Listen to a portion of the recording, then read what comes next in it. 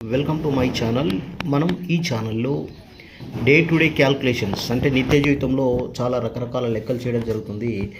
ఆ లెక్కలు మన నిత్య జీవితంలో ఉపయోగపడేటటువంటి లెక్కల్ని ఎలా తెలుసుకోవాలి, ఎలా చేయాలనేది మనమైతే తెలుసుకుందాం. ఈ వీడియోలో మనము ప్లాట్ యొక్క విస్తీర్ణాన్ని గజాల్లో ఎలా కనుక్కోవాలో చూద్దాం. మనకు చాలామందికి అయితే ప్లాట్స్ ఉంటాయి కదండి, ఆ ప్లాట్స్ వచ్చేసి ఫీట్లలో ఉంటుంది. అయితే వాటిని గజాలలో ఎట్లా మార్చాలి అనేది డౌట్ అయితే అందరికీ ఉంటుంది.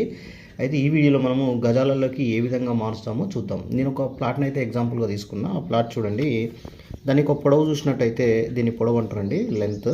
ఈ పొడవు చూసినట్టయితే 60 ఫీట్లు ఉంది, వెడల్పు చూసినట్టయితే 30 ఫీట్లు ఉంది. చూసినారు కదా, పొడవు 60 ఫీట్లు, వెడల్పు 30 ఫీట్లు.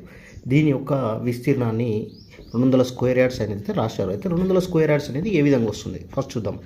ఎప్పుడైనా సరే ఏరియా లేదా విస్తీర్ణం, లోపల ఉన్నటువంటి ఏరియా లేదా విస్తీర్ణం కనుక్కోవాలంటే దానికి ఫార్ములా ఏంటంటే పొడవు ఇంటూ వెడల్పు. పొడవు ఎంత? 60 ఫీట్లు, వెడల్పు ఎంత? 30 ఫీట్లు. మొత్తం ఎంత వచ్చింది? 60 ఇంటూ 30 అంటే 1800 స్క్వేర్ ఫీట్స్. ఈ 1800 స్క్వేర్ ఫీట్స్ వచ్చిన దాన్ని మనము గజాలలోకి మారవాలి. గజాలలోకి మారవాలంటే ఏ విధంగా మారుస్తాము?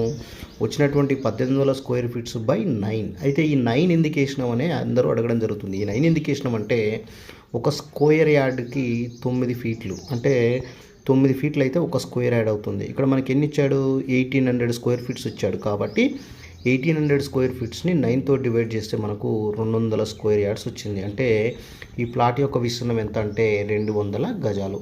మీరు ఏ ప్లాట్నైనా తీసుకొని ఇదే విధంగా చేయొచ్చు.